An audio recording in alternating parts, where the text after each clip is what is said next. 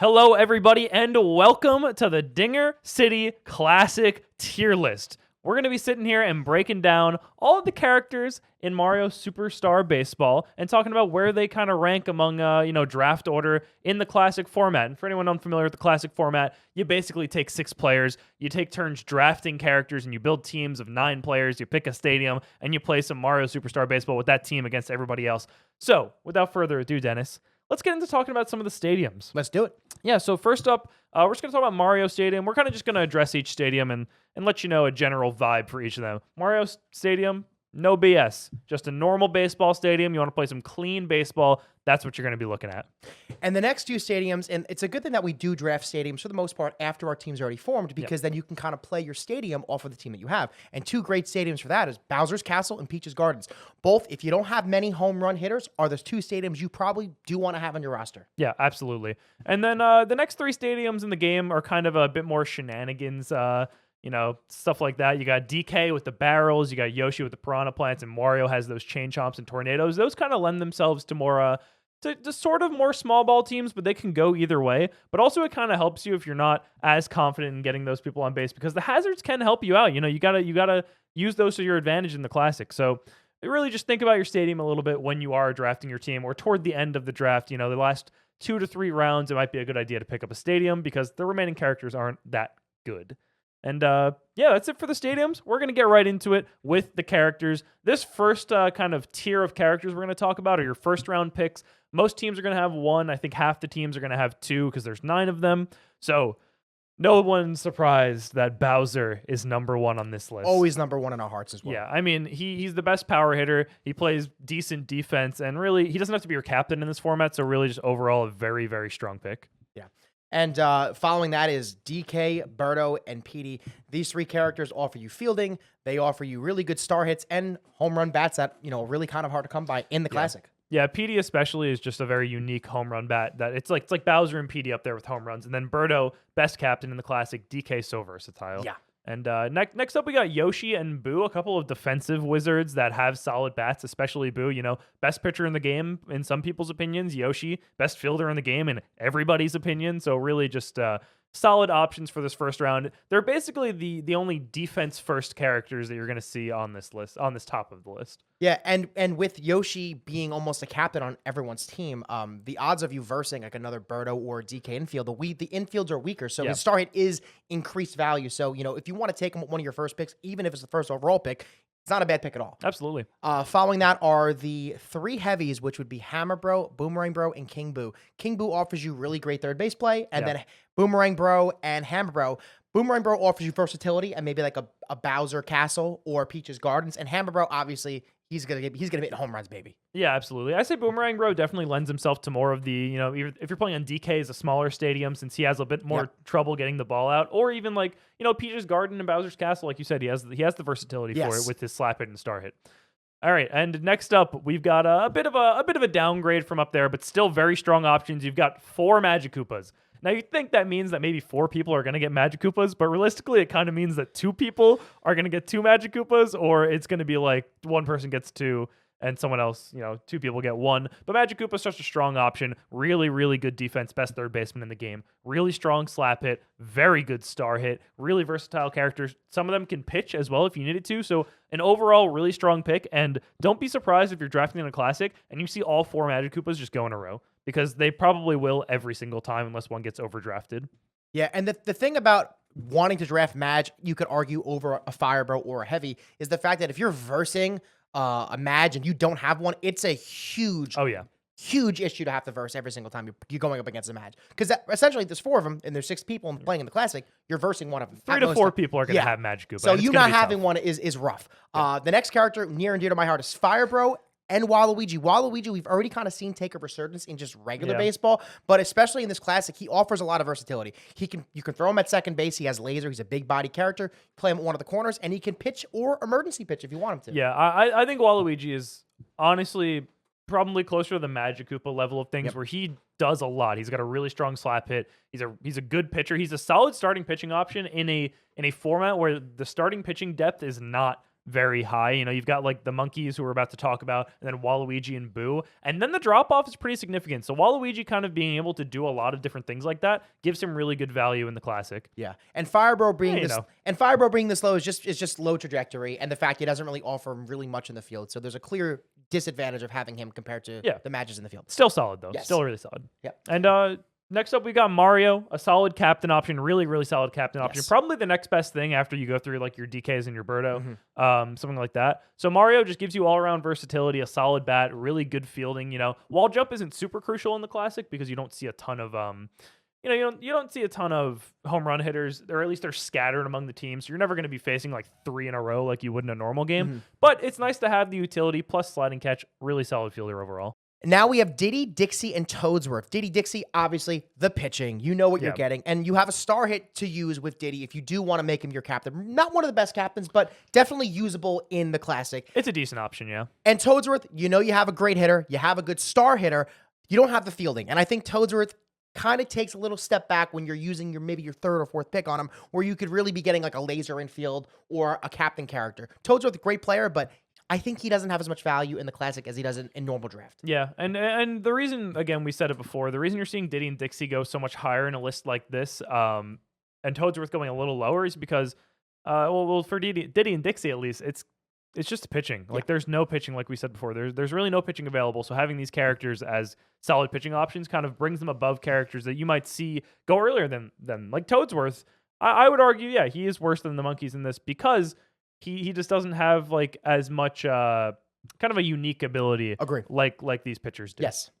And now we're gonna move on to our next kind of step down.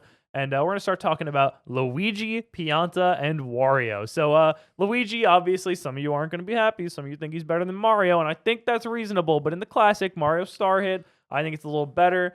Luigi star hit, nothing to slap chat. He's a solid captain option, has very similar utility to Mario, but actually plays some more positions. So he's kind of a better flex option. So Luigi, really solid pick. And then Pianta, one of the handful of characters with laser, a solid infielder, and a heavy option in some of the smaller stadiums. So really some good stuff coming out of Pianta. There are 3 of them, but Pink Menace does have the Falcon Pop. He does have that star hit option that you can go with, so that's something to consider. And then Wario, again, similar to PM, really strong infielder. He's a home run threat on some of the stadiums, especially if you can get some good chem partners with him. Maybe you have Waluigi or maybe you have Boo, something like that. And he's just an all-around solid character. Really, really good stuff from him. Yeah, and if you do like these characters, play them off to your stadium. You know, Luigi, Mario Stadium, great. Bowser Castle, great. That ball's not going to slow down. And smaller stadiums for maybe the heavies that aren't really true heavies, but they're great at this pick. Next are the 3 1-star hitters. Green Noki, Green Paragoomba, and Green Bones. You know what you're getting. You have Noki, pretty good left fielder, will offer chemistry to the Piantas. There are 3 of them, so there's a big chance that if you have Noki, you're probably going to be able to land a Pianta a little bit later because you're not really probably taking a Pianta without a Noki. And then Paragoomba and Green Bones.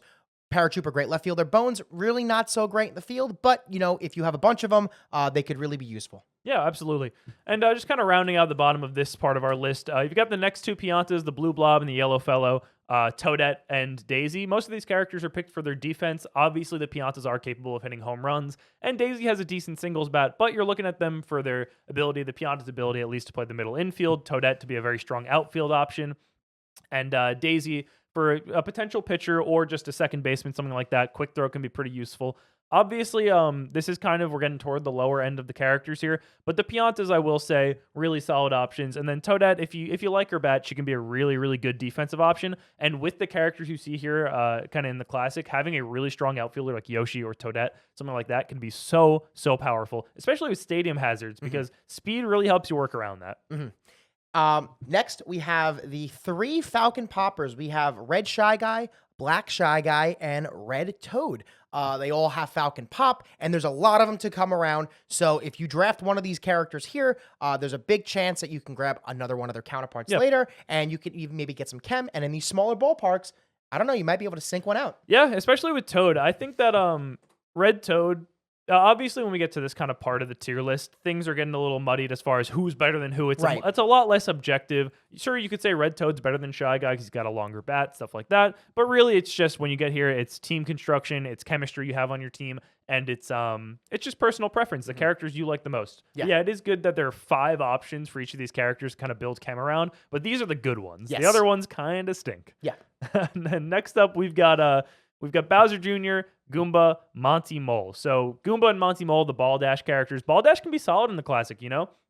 People will try to run on you because there aren't a lot of good catching options and some of the pitchers are slower. So having that Ball Dash at first base, if you get them in a rundown, they're dead in the water. You know, that's basically it. And then Bowser Jr., really solid chemistry tree. He's got chem with Bowser. He's got chem with all the Magikoopas. He's got chem with Bros. So really solid chemistry, especially when you have duplicates like that. So if you could build a team around him, maybe he's a decent captain option. But again, solid outfielder. Not too fast, but he has wall jump. So a decent character overall for sure. And in a pinch, you know, having star hits to be able to use, having stars to use with Bowser Jr., if you're not going against a Berto Winfield, you know, at the bottom of your lineup, you could use it in a pinch if you really want to. Next 2 characters that are near and dear to my heart, we have Rafi, a.k.a. Ron, and a.k.a. Red Koopa. And Red Noki, both Falcon Poppers. Yes. Noki, a better fielder, but I think the Falcon Pop is a little bit worse than yeah. Raphael. Raphael doesn't really offer you that much in the field, but I do think his Falcon Pop is next to Pianta. I think a step down, but he just offers nothing in the field. Yeah, so absolutely. You really can't be choosing him earlier than maybe another, you know, character who can play somewhere in the field valuably. Yeah, definitely. And then right after Red Noki, we put Blue Noki, a bit better of a fielder with that 7 speed versus 6, but lacks the Falcon Pop, so no star hit. You know, maybe you can go for the grounder if you're good at slicing, things like that. The slap hit's okay. But again, Pianta chemistry is important. If you have Pianta chem, or if you have Piantas rather, pick her up for the chemistry, pick her up for left field, maybe center field, something like that. And a couple more Falcon Pop characters coming up with Purple Toad and Red Bones, but their Falcon Pops just aren't as good. Purple Toad is so much lower than Red Toad because his bat is significantly shorter, like extremely short. So the Falcon Pop's just not nearly as good, but he is still better than, you know, the rest of the Toads at least. And I think he's around the tier of Red Dry Bones. I think Red Dry Bones is a better slap hit, better chemistry. But again, it's kind of just build it around your team. Think of what you have on your team by this point in the draft. You're kind of just building off what you have. You're never prioritizing these characters. Yeah, a lot of times if you do have a Toad, you're probably going to have 1 or 2 more of them. There's an extra Toad to draft over the Bones. So a lot of times if you do see a Toad, you're probably going to be seeing other Toads, which gives you the opportunity to hit a charge. And, you know, the Toad Brigade is always fun in the classic. Absolutely. Finishing this, I guess, round off would be the 2 wall jumpers in Baby Mario, Baby Luigi, and Peach. You got 2 wall jumpers, both really, really small, 7 speed, 8 speed. So bad. The 7 and 8 speed do help with these weaker catchers in the classic, if there is anything to really credit them for. And having wall jump is never a bad thing. I hate them. But, you know, they can offer you some versatility on the base paths to be able to bunt in runs and, you know, play a little bit Moneyball. And then Peach, a pitcher, if you really want to have her as a pitcher, can play, I guess, the infield in an emergency. But, you know, usually in the classic, Peach is not using her star. But on wacky stadiums, you know, especially in the wind turbines or the barrels, her star could land. And it could land for doubles, triples, and maybe even home runs. Yeah, I think Peach might be a little underrated. I think that she has options, but unlocking that potential with her kind of crappy bat, or at least the short bat, is a little tough. So that's kind of why she falls down here. And now we're kind of bottom of the barrel here. These are just like your cleanup rounds. You know, you probably already drafted a stadium at this point. And that's kind of when you know there are no good characters left. We have the 3 non-Falcon Pop Shy Guys, decent bats, okay chemistry, nothing really to write home about. And it's kind of the same case for the next 2 characters, which are Blue and Gray Bones. Yeah, these characters are strong in numbers. Alone, you could argue that they're all right around the same, but most of the time, if you're drafting one of these characters, you're probably already have had maybe one of the other poppers, maybe the 1-star swingers. And yeah, I mean, I think that these characters are pretty much like a dime a dozen. You can just kind of interchange them. And then we have Parachupa and Paragoomba. I've had Paragoomba every single classic, I believe, and Paragoomba, good arm, 7 speed, that's really it. Yeah, that's it. Small body. Bat can't sucks. really. Yeah. Bat stinks. And Flamin' Hot Para again has. I guess you can bunt. Okay arm. I think he's just better than Para. He's kind of like Paragoomba with like I don't know, a little less speed, a little better arm. That's what you get out of him. Yeah, it's honestly pretty much the same. Yeah, really, really similar characters. And then Green Koopa, again, is kind of more of the same, where it's just like, he's a bad version of Red Koopa, who's a bad version of a lot of other characters, so why would you ever want him? Mhm. However, the undisputed worst character in the game, and there is no doubt about this in my mind, non-red, technically non-purple also, Toad. Yes. That character stinks so bad. Toad he probably won't be the last character to go because it's Toad and he's funny. It's like, haha, funny guy, Toad Brigade.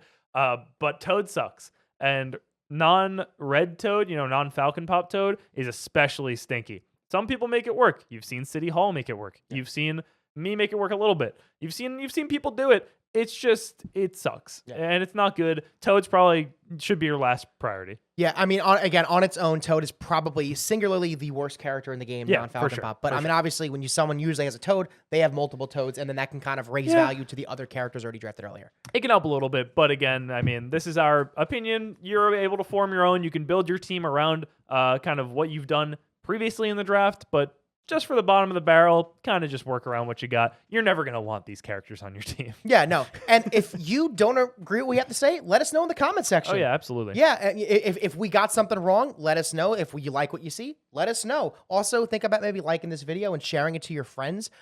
We love this game very, very much. This is now our third classic, I believe. Yeah, we're in the middle of our third classic, and if you guys are interested in running your own classic, people do it all the time on NetPlay. There's always events running, and let us know if you're running a classic of your own. You got a group of friends or something, you're doing something online. It's a really fun format. And all right, Dennis, I think there's only one thing left to say here. Dinger City out.